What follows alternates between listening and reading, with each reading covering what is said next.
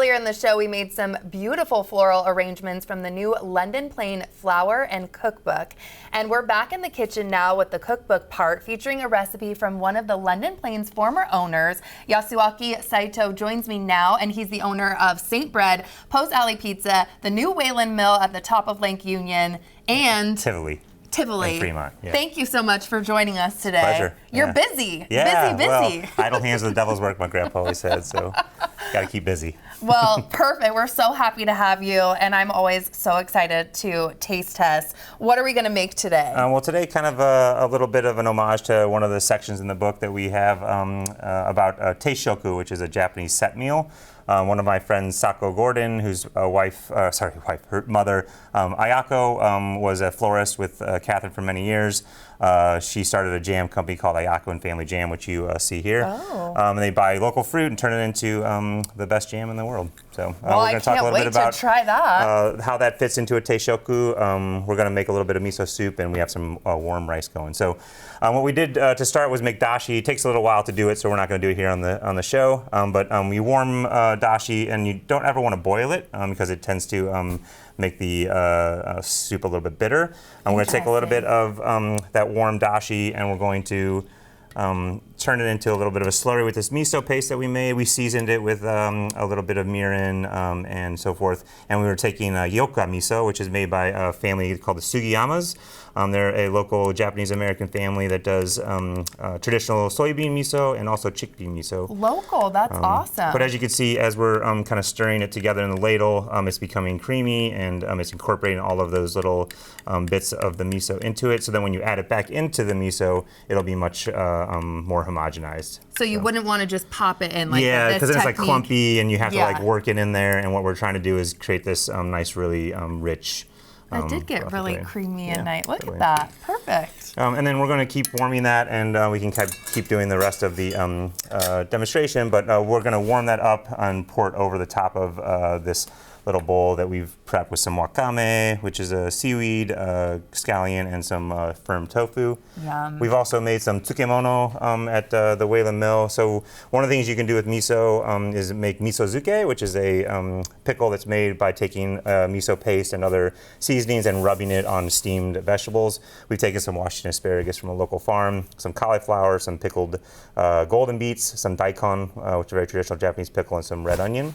And then we also have a couple of egg dishes in the cookbook that we did. This is a soft scrambled egg dish that we did that I used to eat growing up as a kid. Oh, where you have like a bowl of rice, some miso soup, some pickles, and my mom would scramble some eggs, or my dad would make a salmon or something. So that's pretty traditional for teishoku as well.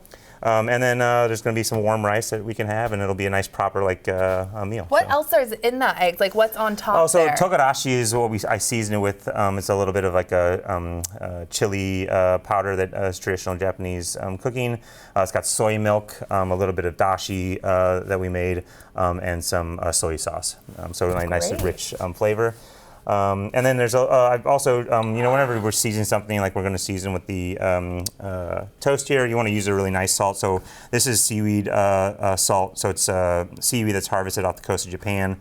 They shake the salt off of it after the sea salt after it is dried, and so it has this kind of really beautiful briny flavor. So when you go to I know, are you wanting me? Crack that open. Should I be working over here? Get to going. Get going. Okay. Yeah. Oh, and this is raspberry. Yeah. So that's from a farm called Suyamatsu family. They're the oldest farm on Bainbridge Island, or one of the oldest farms on Bainbridge Island. They were interned during the war, and they have come back, and now they're 120 years old. They make really beautiful fruit as well, and Sako makes jam out of it.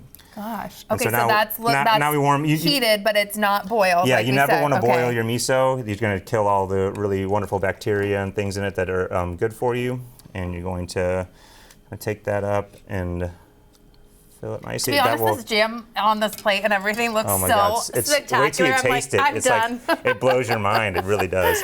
Okay, and a little salt you said now. Yep, exactly right. Okay. And that just kind of brings out some more of the natural sweetness in the jam. Fabulous.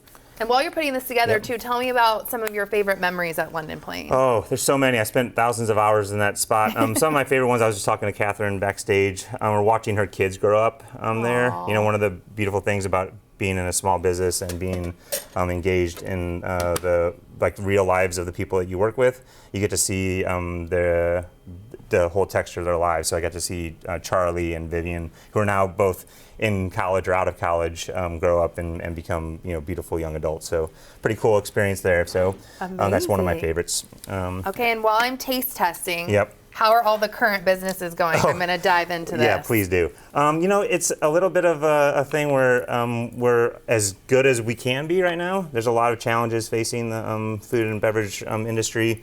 And what we're trying to do is be really community oriented, make sure that we're doing really great work as far as quality product and hospitality, and then just hope for the best, really. So, the Way of the Mill just opened about 4 weeks ago. We do versions of this type of food there with a little bit of more of an American twist.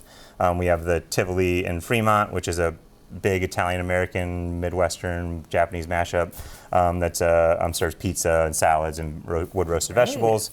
We have a place called the St. Bread, which I'm wearing the apron today, on Portage Bay. It's a lot of fun. It's kind of Scandinavian, Japanese, French.